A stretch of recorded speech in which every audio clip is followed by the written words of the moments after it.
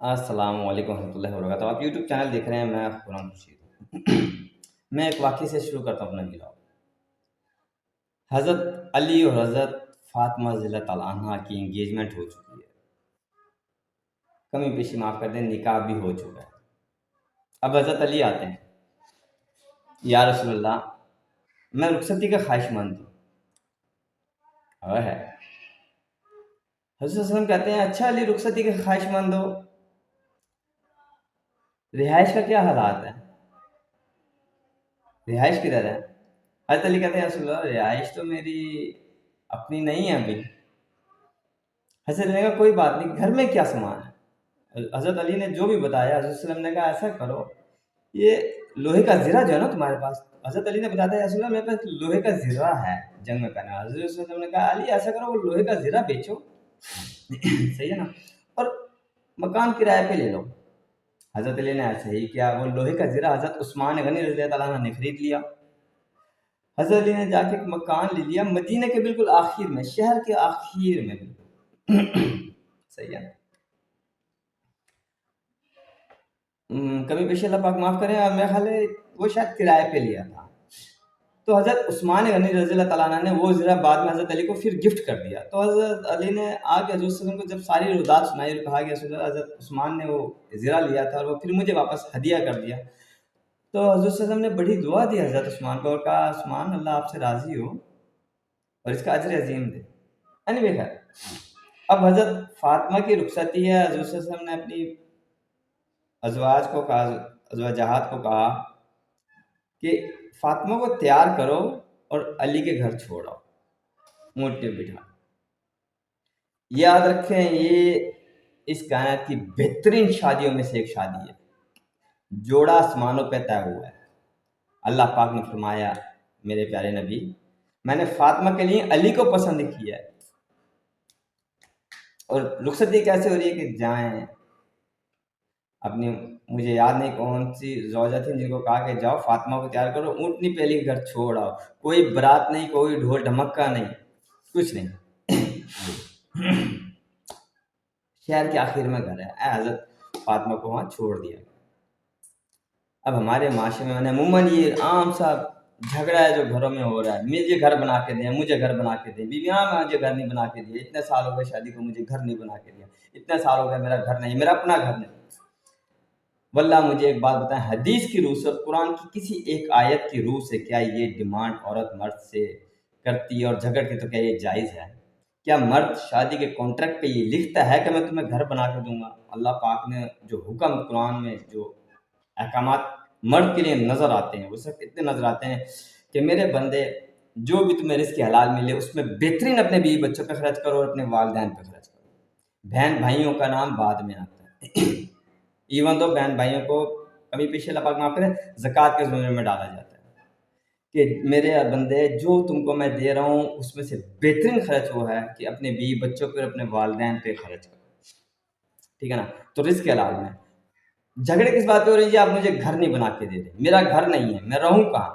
یار آپ کہیں بھی رہ رہے ہو، بے شک آپ کرائے کے مکان میں رہ رہے ہو، بے شک آپ سسرال کے مکان میں رہ رہے ہو، اگر آپ کے پاس ایک اپنا پورشن ہے، اپنا ٹوائلٹ ہے، اپنا کچن ہے، صحیح ہے نا، دین آئی تھنک انف ہے نا۔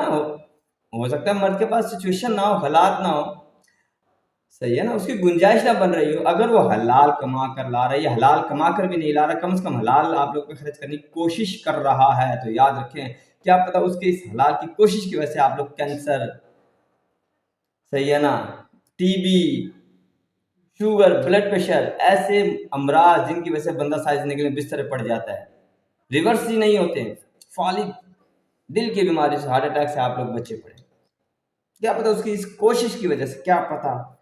باقی تو سب اللہ کی شان بے نیاز کی رحمت کو تو فعل ہی ہوتا ہے، انسان تو نے اللہ کا انسان نے اپنا بدلہ کبھی بھی اللہ پاک کے احکامات پہ پورا نہیں کر سکتا، کوشش کرتا ہے نا اللہ پاک کے آگے، ملتا سب اللہ کی شان بے نیازی کے تو فعل ہے۔ لیکن میں ایک بات کر رہا ہوں، تو میاں سے اس بات پہ جھگڑا کرنا روزانہ ہی کل کل بازی عام گھروں میں ہر دوسرے بندے سے سننے کو ملتا ہے۔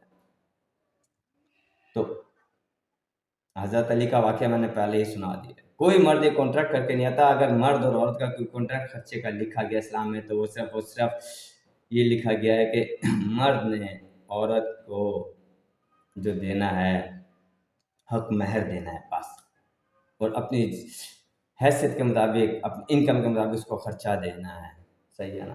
تو آپ عورتوں سے میری گزارش ہے کہ اس بات میں میاں سے مت جھگڑا کریں، اپنے گھروں کو آگ مت لگائیں، اپنے سکھوں کو آگ مت لگائیں، اپنی خوشیوں کو آگ مت لگائیں۔ جب یہ مرد جھگڑتا ہے، جب دیکھتا ہے میری بیوی روزانہ مجھ سے جھگڑ رہی ہے، اب یہ کوئی خوشی سے نہیں آتا گھر، یہ پھر مسافر کی طرح ایک سرائے خانے میں ہی آتا ہے رات گزارنے۔ حقیقت بتا رہا ہوں، میں عام سنتا ہوں مردوں سے کہ یار بس ایک سرائے خانہ جاتے ہیں کہ چلو بچے ہیں، رات گزار کے دن میں واپس اپنے کام پہ چلے جاتے ہیں، کیا کریں گے جا کے؟ یہ فکریں سنیں گے کہ کرتے کیا ہو؟ یہ گھر کا کوئی کانٹریکٹ ہے، نہیں حالات نہیں بن رہے، کیا کریں بتائیں؟ مت جھگڑا کریں، اپنی نیکیوں کو آگ مت لگایا کریں، صحیح ہے نا؟ ایک تو ویسے ہمارے پاس نیکی کی توڑ ہے، کوئی کانٹریکٹ نہیں ہے، کوئی ایسا اسلام میں کوئی حکم نہیں ہے۔ اسلام میں ہاں صاحب حیثیت ہے تو مرد کا کام ہے کہ بیوی کو بچوں کو گھر اپنا لے کر دے، نہیں تو کرائے پہ لے دے۔ اور اس کمبائنڈ گھر میں بھی اگر عورت کے پاس اپنا کچن اور اپنا ٹوائلٹ ہے تو وہ عورت گھر کی ڈیمانڈ نہیں کر سکتی اگر مرد کی گنجائش نہیں ہے، یاد رکھیں میری بات۔ اور اگر یہ سچویشن بھی نہیں ہے تو عورت کو چاہیے کہ مرد کے ساتھ مینیج کرے، گزارا کرے۔ اگر یہ مرد ہی مر جائے نا تو ذرا پوچھیں ان عورتوں سے جن کے میاں اس دنیا سے جا چکے ہیں کہ وہ کیسے زندگی گزار رہے ہیں۔ پانی کی قدر پوچھیں نا تو کسی پیاسے سے پوچھیں جس کو مل نہیں رہا پینے کو۔ روٹی کی قدر پوچھنی ہے نا، کسی سوکھی روٹی کی قدر پوچھنی ہے نا آپ نے، تو اس سے پوچھیں جو 3 دن بھوکا رہ کر روٹی کھا رہا ہے، وہ سوکھی روٹی بھی کھائے گا پانی میں ڈبو۔ تو جو اللہ پاک نے دیا اس کی قدر کریں، مت بولیں، اپنی نیکیاں ضائع مت کریں۔ ان جھگڑوں کے ساتھ، ان فضول کے جھگڑوں کے ساتھ اگر عورت یہ سمجھتے ہیں کہ میں جنت کی حور سے زیادہ خوبصورت نظر آؤں گی تو وہ بہت بڑے دھوکے میں ہے، وہ بہت بڑے دھوکے میں ہے جس کا میاں ہی گھر میں یہ سوچ کے آتا ہے کہ یار سرائے خانے میں رات گزارنے جا رہا ہوں۔